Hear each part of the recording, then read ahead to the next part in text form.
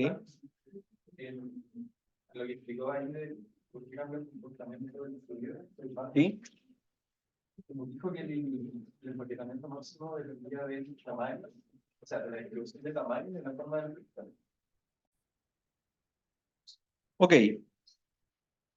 Pasamos entonces a la siguiente unidad, que es sobre volátiles y mecanismos de erupción. Bueno, si queremos entender cómo ocurre una erupción, las características de esta erupción, el estilo, si es explosiva, si es eruptiva, etcétera, necesitamos entender el rol que juegan los volátiles. Porque los volátiles controlan en gran medida cómo va a ser esta erupción que estamos analizando, ¿ya? Entonces los volátiles tienen una importancia no menor en todo lo que es la actividad volcánica. Lo que vamos a ver entonces, o lo que vamos a intentar responder, ¿verdad? Como dice ahí, ¿cuál es el rol que juegan los volátiles en el ascenso de magma y el estilo eruptivo? ¿Cuáles son los factores que afectan el comportamiento de los volátiles? Y vamos a ver después también qué factores pueden gatillar una erupción volcánica. Vamos a hablar entonces sobre la solubilidad que tienen los volátiles, la nucleación de las burbujas, es decir, el momento en que comienza la exsolución, las formas que tienen de crecer estas burbujas. Vamos a hablar sobre la fragmentación, que es un concepto clave dentro de las erupciones volcánicas. Vamos a ver cuáles son los distintos regímenes que pueden ocurrir dentro de un conducto eruptivo en los niveles más superficiales antes de salir a la superficie. Y vamos a hablar, ¿verdad? Entonces, cuáles son también los mecanismos que pueden gatillar una erupción volcánica. Como ya habíamos visto en este diagrama anteriormente, ¿verdad? Los volátiles en un magma pueden ser variados. Pueden ser variados y pueden tener distintas concentraciones. El volátil más importante, como ustedes saben, ¿verdad?, es el agua. El agua puede tener concentraciones variables, desde prácticamente 0, 0,1, 0,2, 0,5, por ejemplo, en muchos más altos hawaianos que tienen muy poca agua. Entonces podemos tener contenidos bastante bajos, hasta contenidos en una riolita, por ejemplo, que típicamente tiene un 5 o 6% de agua. Ya a veces más, puede llegar a 6, 7, 8% de agua. Entonces, el contenido de volátiles es bastante variable. El principal es el agua, le sigue, bastante lejos, ¿verdad?, el dióxido de carbono, que también es importante y también puede tener un rol en las erupciones volcánicas. Después viene el SO2, dióxido de azufre, y después ya vienen las otras especies, ¿ya? El agua, decíamos entonces, es el más importante, junto con el CO2, y muchas veces pueden tener interacción entre ambas, o entre las distintas especies, es decir, la presencia de una fase puede afectar la solubilidad del otro, ¿ya? Entonces, la relación puede ser más compleja que la simple adición de distintas especies volátiles. Hablamos entonces de la solubilidad. ¿Qué es la solubilidad de un volátil? ¿Qué significa solubilidad? ¿Cómo definirían solubilidad ustedes? ¿Qué significa que algo sea soluble o no?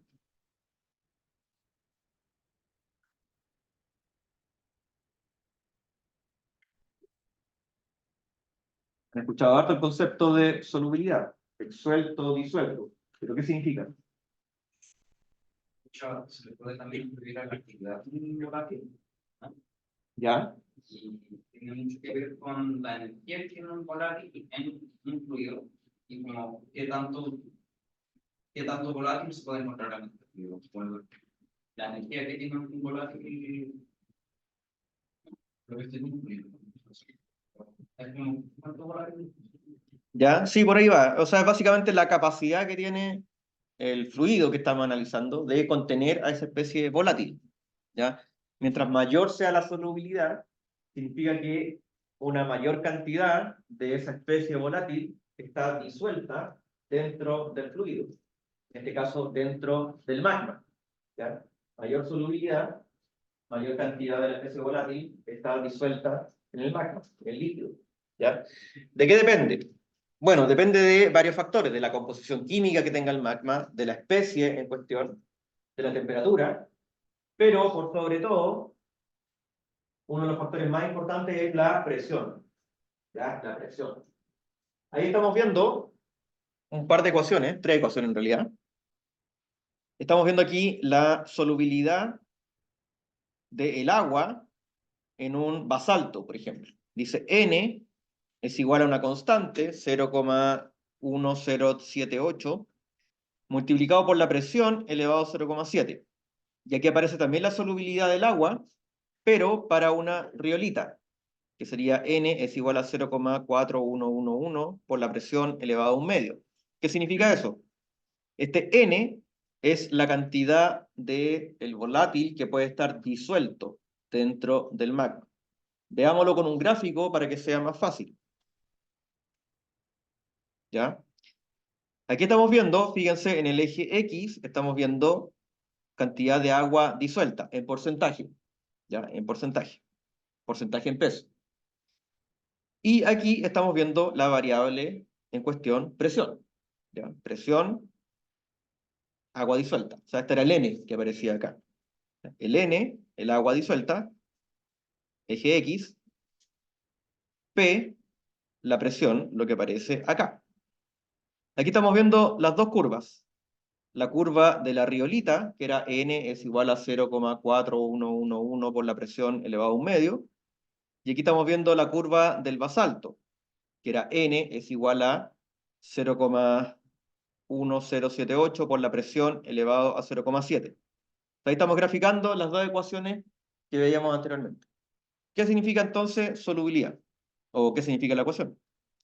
Bueno, significa que, por ejemplo, si yo me encuentro a 4 kilómetros de profundidad, que equivale a una presión del orden de un poquito más de 100 megapascales, para el caso de la riolita, fíjense que tiene una solubilidad de cerca de un 4%. Es decir, la riolita puede contener de manera disuelta un 4% en peso de agua. Mientras que el basalto, fíjense que tiene una solubilidad menor. Para la misma profundidad, la misma presión, el basalto solamente puede contener de manera disuelta un 2,7 más o menos por ciento de agua. Si la riolita, en este caso acá, tiene por ejemplo un 3% de agua en total, ¿qué significa? Significa que todo va a estar disuelto. ¿Por qué? Porque la solubilidad es de un 4%. El 4 mayor al 3 significa que está todo disuelto. En cambio, si la riolita tiene, por ejemplo, un 6% de agua, a los 4 kilómetros de profundidad, significa que va a haber exsuelto un 2% de agua, porque solamente puede contener un 4% de agua disuelta. Por lo tanto, el otro 2% se exsolvió, formó burbujas. ¿Ya?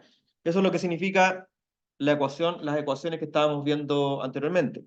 Entonces, por ejemplo, un magma, imagínense un magma que tiene un 2% de agua, a una profundidad de aproximadamente 7 kilómetros, aquí a unos 200 megapascales, ¿ya? Donde está el punto A, ¿ya? Sea basalto o sea riolita, todo digamos, el agua va a estar disuelto.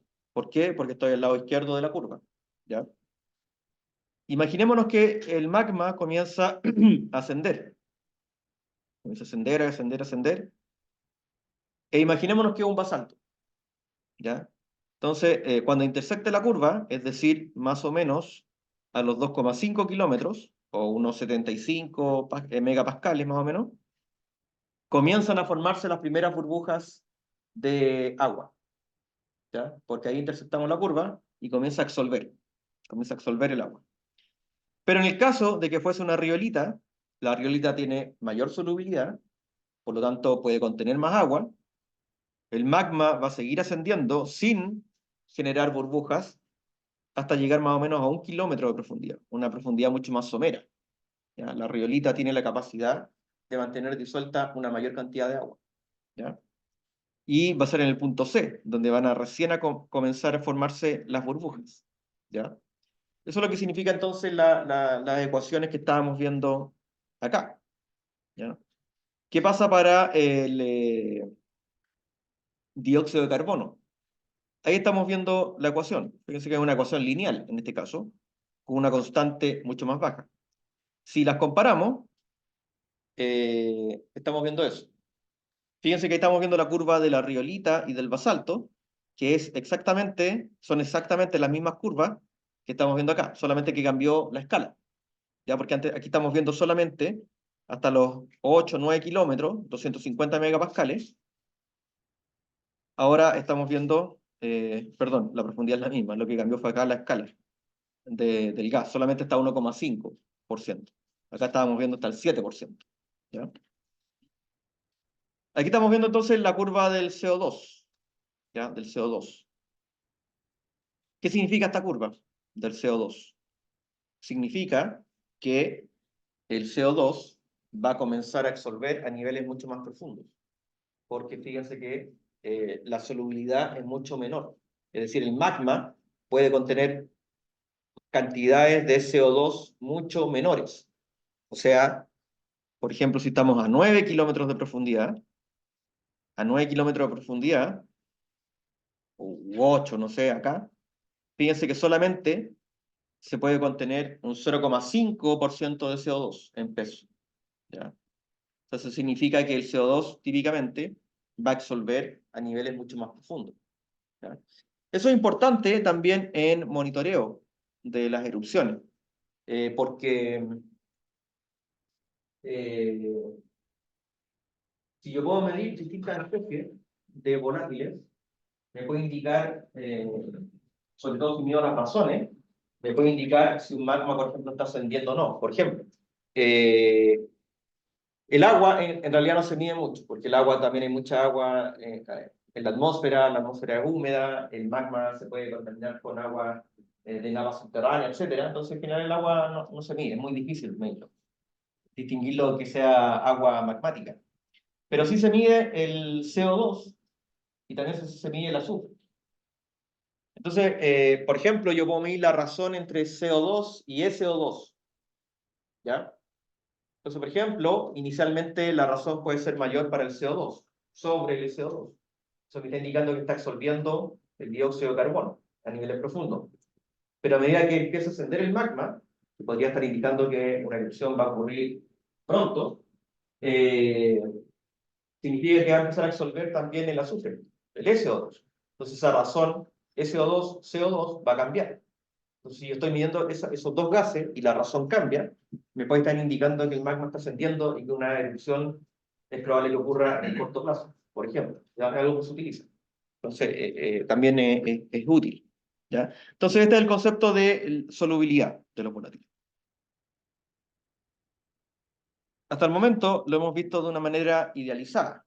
Ya estamos viendo que se alcanza el nivel teórico de solución y comienzan a formarse las burbujas. En la realidad, es un poco más complejo. ¿Ya? ¿Por qué? Porque se necesita mucha energía para formar una burbuja, ¿ya? Porque la burbuja tiene que superar esa tensión superficial, ¿ya? Esto que hablábamos anteriormente, para poder crecer. Entonces, si la burbuja es muy pequeña, la tensión superficial tiende a predominar por sobre, digamos, la fuerza que trata de expandir la burbuja, y la burbuja no crece, ¿ya? Y se vuelve a disolver muchas veces.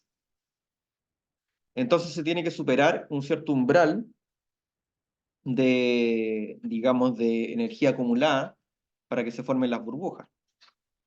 A menos que haya alguna superficie que ayude a que estas burbujas comiencen a nuclear. Cualquier superficie irregular, cualquier superficie extraña que exista en el líquido, por ejemplo, cristales, va a contribuir a que ocurra una nucleación de burbujas. Es decir, si yo tengo un magma, por ejemplo, sin cristales, 0% cristales, va a costar mucho que las burbujas comiencen a formarse, ¿ya? Es lo que se llama una nucleación homogénea. En cambio, si hay cristales, o si hay cenolitos, si hay pedazos de roca, o puede ser los mismos bordes digamos, de la cámara magmática, etc., las burbujas se van a formar de manera mucho más fácil y van a formar a un nivel mucho más cercano al nivel teórico de solución de burbujas, ¿ya? El mismo fenómeno que si ustedes, por ejemplo, ponen una bombilla en una gaseosa, por ejemplo, las burbujas tienden a formarse alrededor de la bombilla. O aquí, fíjense, esto es una champaña, parece, aquí la persona mete el dedo y las burbujas se forman alrededor del dedo, ¿ya? O, por ejemplo, si ustedes tienen una champaña y le echan ahí un terrón de azúcar, también va a comenzar a exsolver volátiles. Ya cualquier cosa extraña, cualquier superficie, contribuye a que se formen burbujas, ¿ya?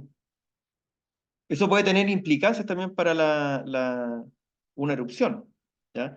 Aquí estamos viendo dos casos, por ejemplo, de un esquema de un sistema volcánico. Entonces aquí estamos viendo el nivel de saturación. El nivel de saturación, entonces el nivel en que se alcanza, digamos, el punto crítico y comienzan a formarse burbujas, teóricamente, ¿ya? Pero aquí estamos viendo un caso en que hay una nucleación homogénea, es decir, no hay cristales, nada que ayude, y por lo tanto hay un delay, hay un retraso en la formación de las burbujas, en que ocurra efectivamente la exsolución.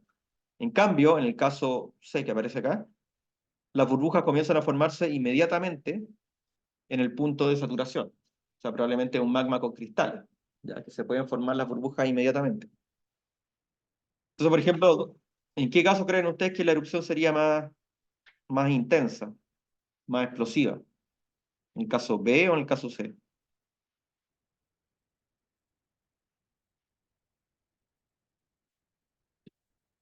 El C sería más explosivo, ¿por qué?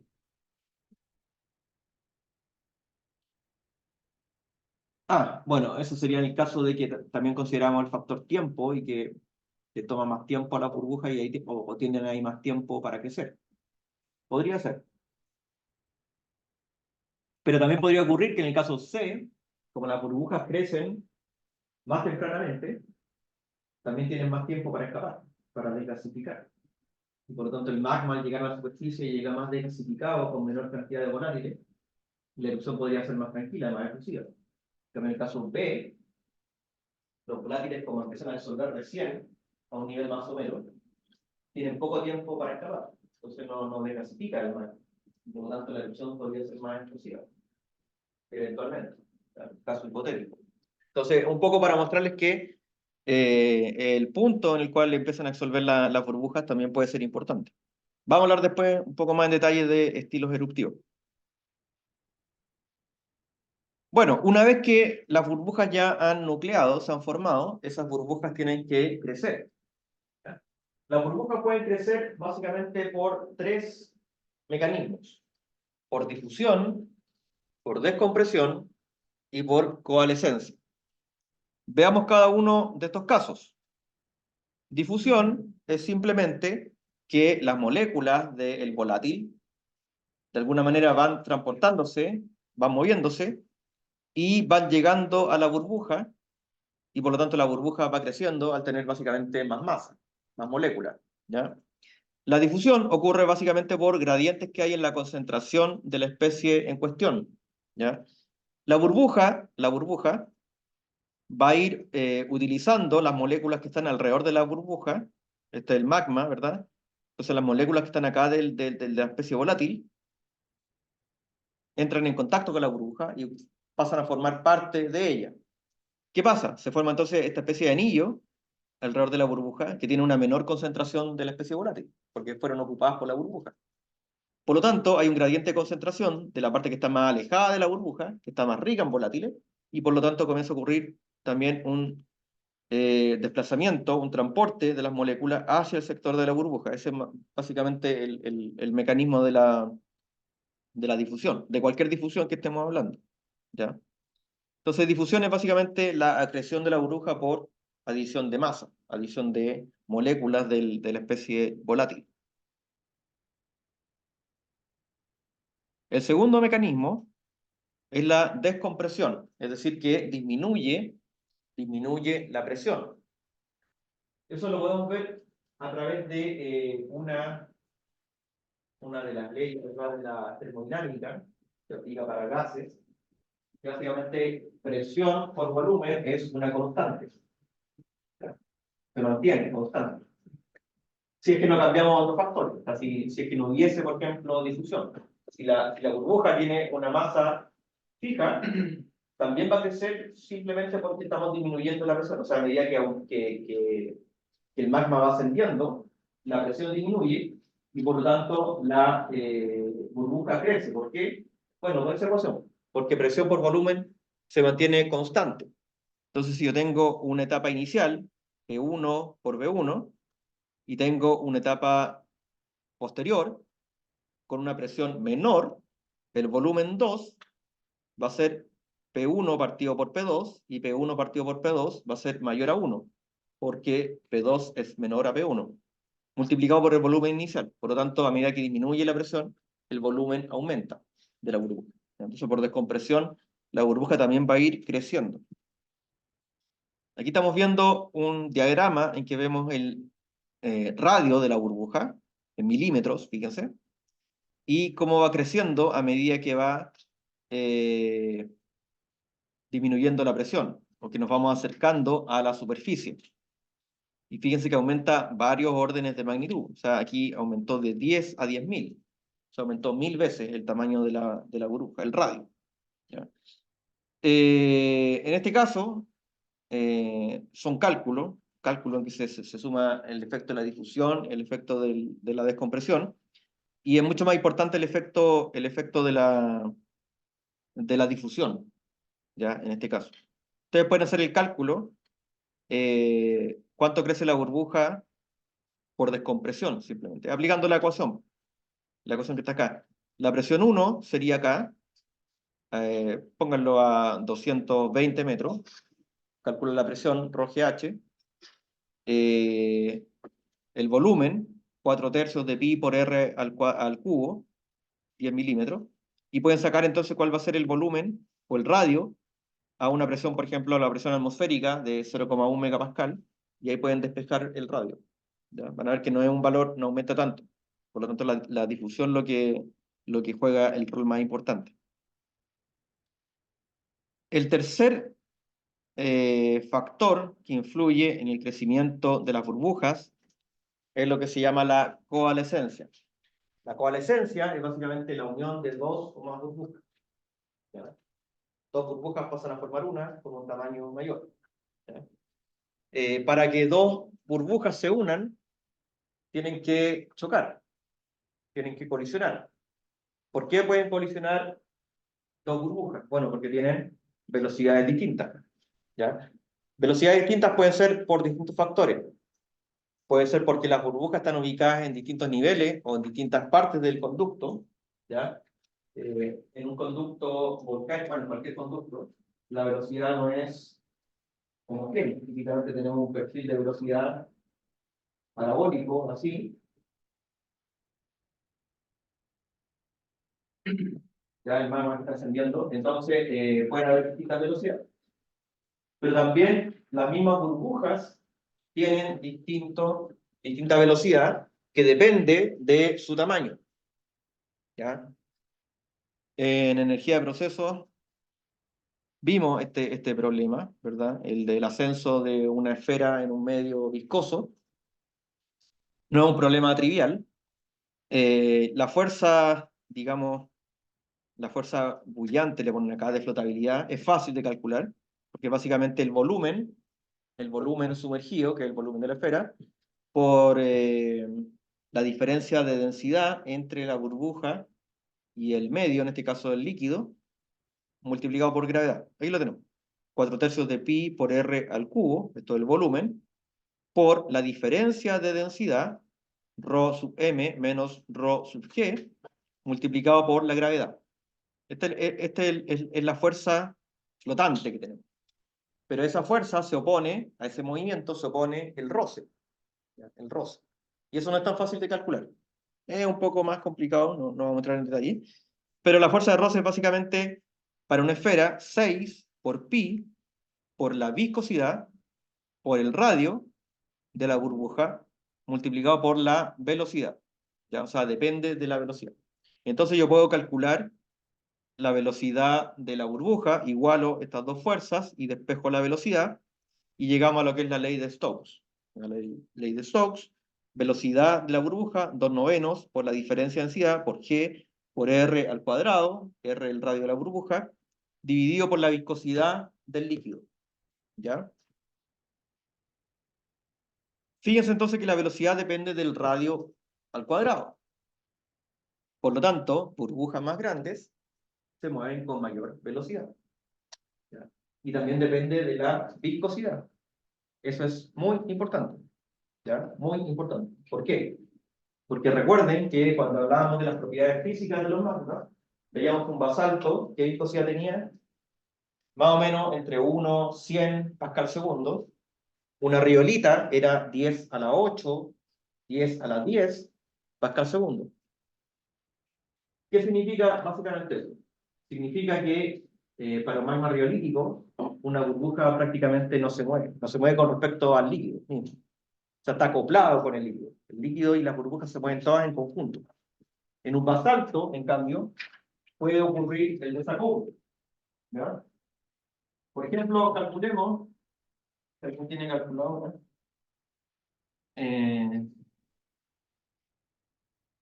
calculemos una velocidad. A ver,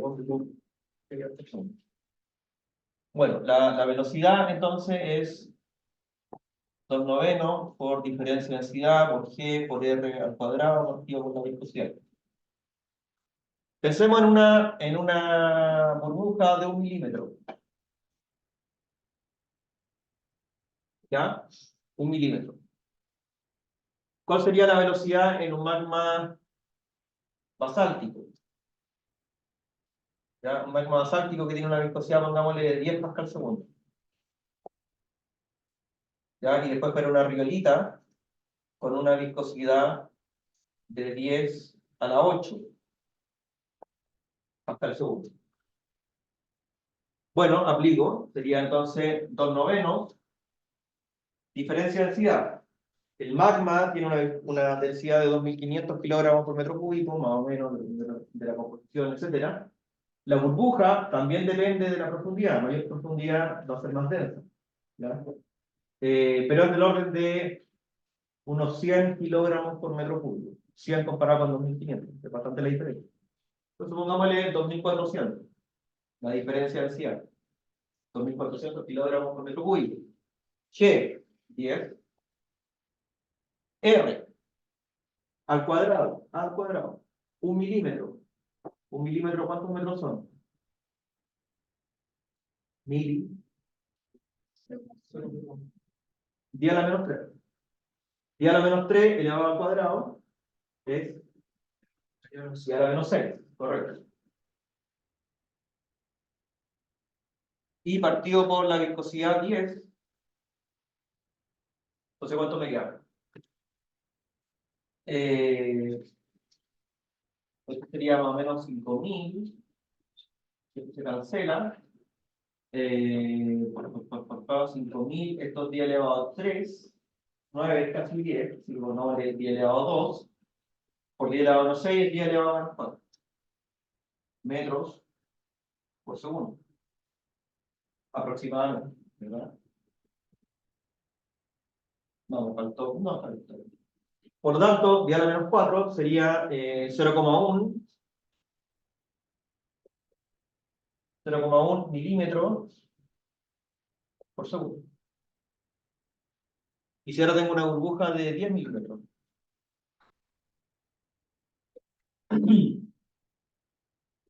10 milímetros, 10 milímetros es 1 centímetro, 10 a la menos 2. 10 a la menos 2 al cuadrado es 10 a la menos 4. En vez de 10 a la menos 6 es 10 a la menos 4. Por lo tanto, la velocidad va a ser de órdenes de magnitud mayor. O sea, va a ser 10 milímetros. Sí, 10 milímetros por segundo. ¿Ya? ¿Qué significa eso? Bueno, la de 10 milímetros se mueve con respecto al magma a una velocidad de 10 milímetros por segundo. Es decir, si yo tengo la burbuja de 10 milímetros, en un segundo avanzó todo su radio. Ahora está acá. ¿Verdad? Y en ese segundo, bueno, esta burbuja se comió a todas las burbujitas que podían haber por ahí. ¿Ya? Entonces, la COVID no aumenta el volumen, sí. Sí, pues, sí, aumenta. Y por lo tanto va a ascender cada vez más rápido. Por lo tanto hay una retroalimentación positiva. Sí. Veamos el caso ahora para la riolita. Bueno, pasamos de 10 a 10 a la 8, o sea, 7 órdenes de magnitud. Y eso cambia el factor que está acá. O sea, tengo que dividir por 10 a la 7. Entonces, si tenía 10 a la menos 1, sería ahora, estoy bien, sería 10 a la menos 8 milímetros por segundo. Y para 10 milímetros eran 2 órdenes de magnitud más, así que sería 10 a la menos 6. ¿Qué pasa entonces para la riolita? La misma burbuja. ¿Cuánto avanzó en un segundo? Nada. 10 a la menos 6. O sea, apenas se movió. Y eso aquí estoy exagerando. Se movió mucho menos que eso. Entonces, ¿a cuántas burbujas pequeñas se comió? A ninguna. Tendría que pasar mucho, mucho más tiempo para que el efecto fuese importante. Entonces, por eso la coalescencia es básicamente importante solamente en magmas basálticos, ¿ya? En magmas basálticos puede ocurrir coalescencia. En magmas riolíticos es básicamente despreciable. No necesito considerarla. Es tan poco el efecto que ni siquiera es necesario que lo ponga en las ecuaciones, qué sé yo, ¿ya? No hay coalescencia.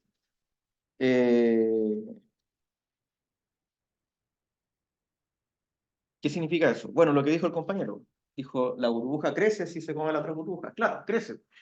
¿Qué pasa entonces? La velocidad es cada vez mayor.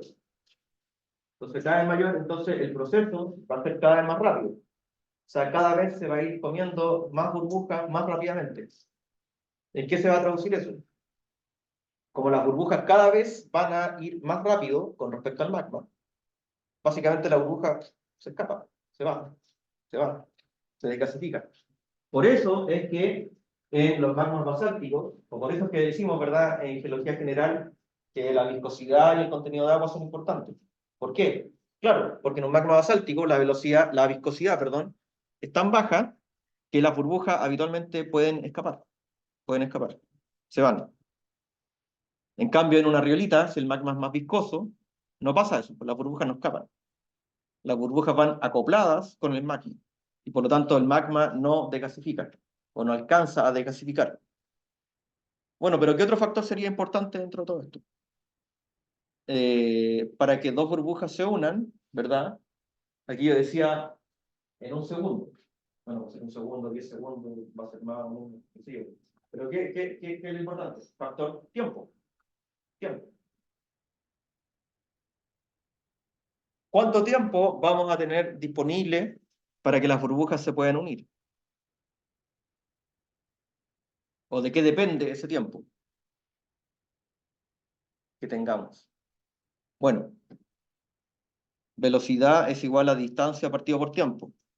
Por lo tanto, depende de la distancia y depende de la velocidad. ¿A qué me refiero? Bueno, por un lado, va a depender de la velocidad con que asciende el magma. Si el magma asciende lentamente, va a haber más tiempo para que haya coalescencia y por lo tanto desgasificación. También, si la distancia entre el punto en que empiezan a formarse las burbujas y la superficie es muy grande, también pues hay más tiempo. Si es más corto, hay menos tiempo. Entonces depende de la distancia o la profundidad a la que nos encontremos, que controla la distancia, y la velocidad de ascenso del magma. Velocidad alta, poco tiempo, y por lo tanto poca coalescencia. Velocidad baja, mucho tiempo, más coalescencia. ¿Ya? Que es justamente lo que estamos viendo acá. Fíjense que en este diagrama estamos viendo, aquí dice velocidad de ascenso del magma, entre 0,03 metros por segundo y 30 metros por segundo. O sea, un par de órdenes de magnitud. Y aquí estamos viendo el radio final que alcanzan las burbujas, ¿ya? Para un contenido de agua de un 1 y un 2%. Entonces, fíjense que a medida que el magma va ascendiendo más lentamente, la burbuja alcanza un tamaño mucho mayor. O sea, por ejemplo, si el magma asciende con una velocidad de 30 metros por segundo, muy rápido, las burbujas finales van a ser pequeñas porque no hay coalescencia. Solamente, fíjense, menos de 1 milímetro, el tamaño final de las burbujas. En cambio, si esa velocidad es de 0,1 metro por segundo, el magma asciende muy lentamente y por lo tanto hay mucho más tiempo para coalescencia y las burbujas alcanzan un tamaño de más de 1 metro de diámetro. Es decir, hay casos en que las burbujas van a estar limitadas básicamente por el tamaño del conducto, por el radio del conducto. Claro, no pueden crecer más, obviamente, ¿no? Entonces, crecen tanto que básicamente ocupa todo el radio del conducto, la burbuja. Ok, hagamos una pequeña pausa.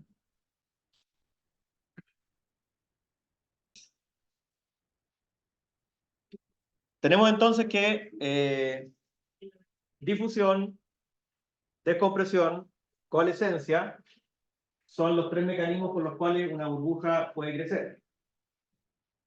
Bueno, este crecimiento lo puede seguir indefinidamente, ¿ya? Recuerden que cuando hablábamos de los cristales en el magma, hablábamos de un empaquetamiento máximo.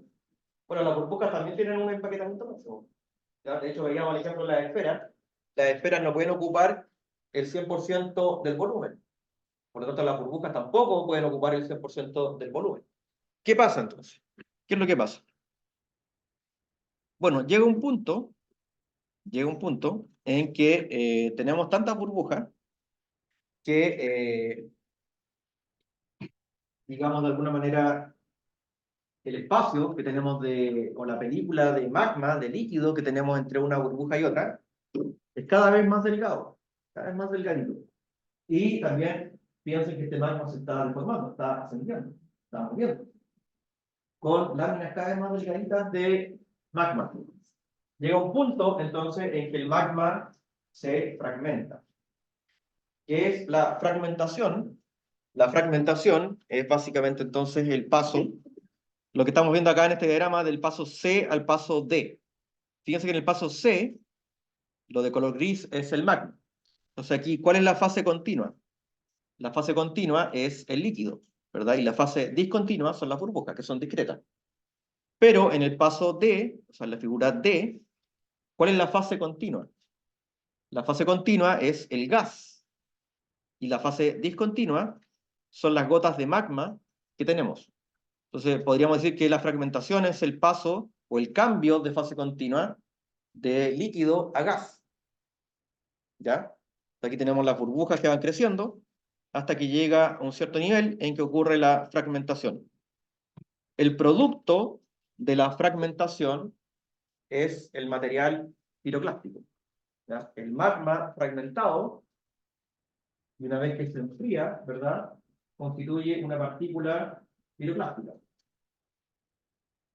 Dicho de otro modo, si ocurre fragmentación en el conducto, tenemos una erupción explosiva. O sea, una erupción explosiva es básicamente cuando ocurre fragmentación y tenemos la formación de material piroclástico. Si no ocurre fragmentación cuando el magma llega a la superficie, tenemos básicamente una erupción efusiva, una erupción de un flujo de lava o un domo, ¿ya? Entonces el material piroclástico y la lava tienen la misma naturaleza, el magma, solamente que en un caso se fragmentó, en el otro caso no se fragmentó.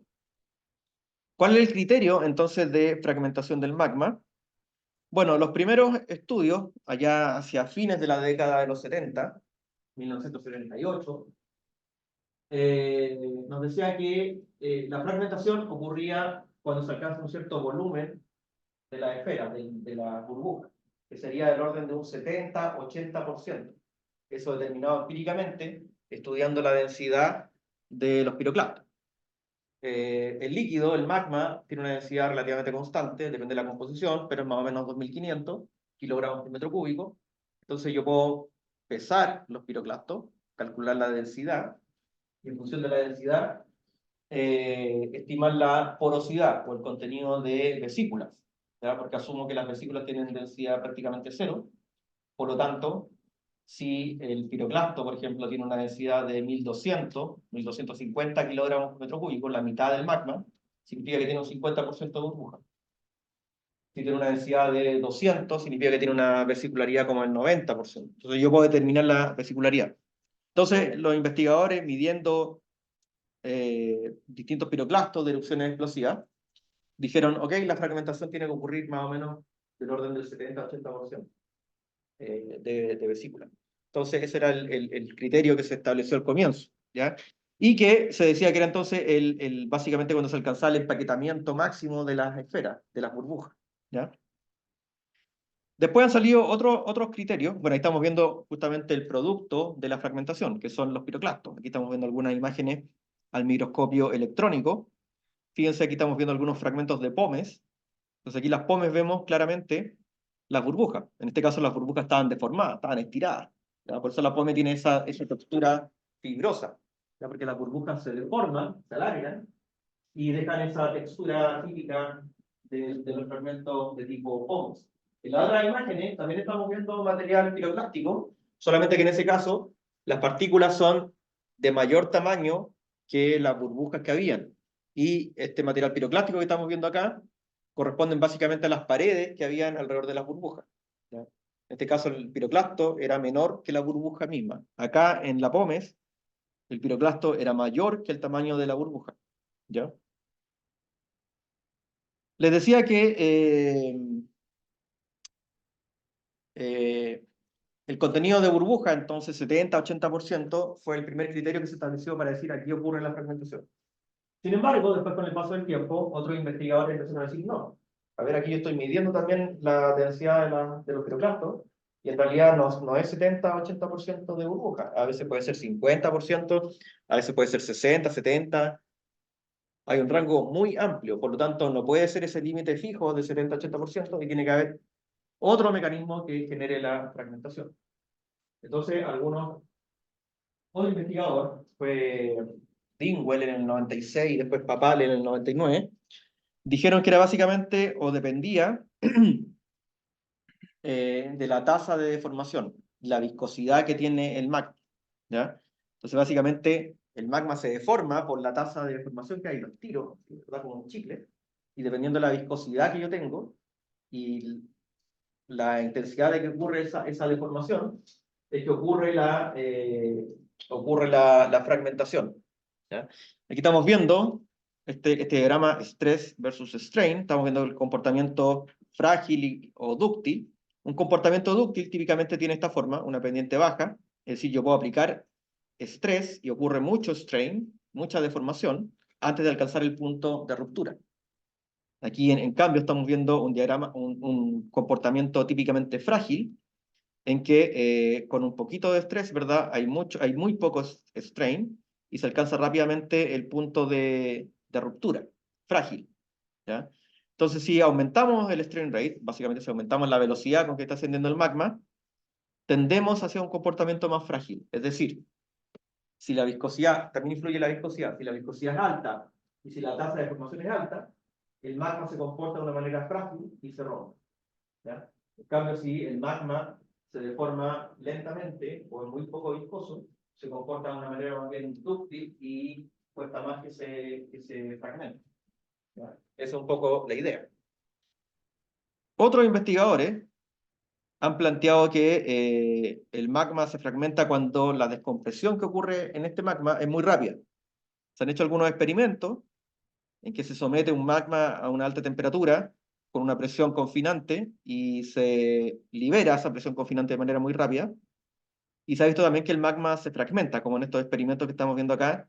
Este es una especie de cilindro ahí de magma calentado y se descomprime y se rompe en 1000 pedazos. O sea, también ocurre fragmentación, ¿ya? Entonces, al final lo que les quiero decir, se han propuesto varios criterios para explicar lo que es la fragmentación, no solamente un contenido fijo de burbuja. Tenemos entonces crecimiento de burbujas, fragmentación. Dependiendo entonces de las distintas combinaciones de viscosidad del magma, contenido de volátiles, velocidad de ascenso, pueden ocurrir distintas cosas, ¿ya? Que las vamos a ver más en detalle en la siguiente en la siguiente unidad. Pero un poco para adelantar eso, por ejemplo, si tenemos un magma muy poco viscoso, ya un basalto, por ejemplo, y que asciende relativamente, digamos, una velocidad media, ¿qué vamos a hacer? Bueno, las burbujas comienzan a crecer. Dijimos que si el magma es poco viscoso, las burbujas comienzan a coalescer. De hecho, el único límite para el crecimiento de las burbujas está dado por el tamaño del conducto, por el radio del conducto. ¿Qué es lo que estamos viendo acá? Fíjense que en este régimen, que en inglés le llaman slack flow, slack se refiere a estas burbujas que se forman, por la forma que tiene, como el magma está ascendiendo, tiene esa forma curva en el frente y más recta acá. Las burbujas alcanzan el tamaño básicamente del conducto, ¿ya? Y cuando estas burbujas llegan a la superficie, la burbuja estalla, ¿ya? Y genera una erupción estromboliana. Las erupciones estrombolianas son erupciones que ocurren en magmas basálticos, son erupciones rítmicas, son explosiones cortitas, pero muy seguidas, y que están asociadas entonces a la llegada de estas burbujas a la superficie. Son burbujas grandes, no son muchas burbujas, por lo tanto tenemos explosiones cada ciertos segundos o minutos a veces, y cada vez que llega una burbuja, ¡paf!, una explosión. Estromboliana. Magma poco viscoso con burbujas grandes. Podría ocurrir que la coalescencia es aún más, digamos, intensa, y estas mismas burbujas grandes comienzan a coalescer entre ellas. Y básicamente tenemos toda una zona central del conducto lleno de gas, de volátil, y la fase líquida solamente está rodeando las paredes del conducto, solamente, ¿ya? En este caso tenemos una emisión continua de gas y magma, y sería lo que generaría las erupciones hawaianas. La diferencia de las erupciones hawaianas con las erupciones estrombolianas es que las erupciones hawaianas son erupciones continuas, es decir, que pueden durar de manera constante varias horas o días. Las estrombolianas son discretas, son explosiones muy cortas que pueden estar seguidas por otras, pero son discretas. Las hawaianas tienden a ser erupciones continuas en el tiempo, que duran mucho más. Y tienden a ser, de hecho, más voluminosas y también más intensas.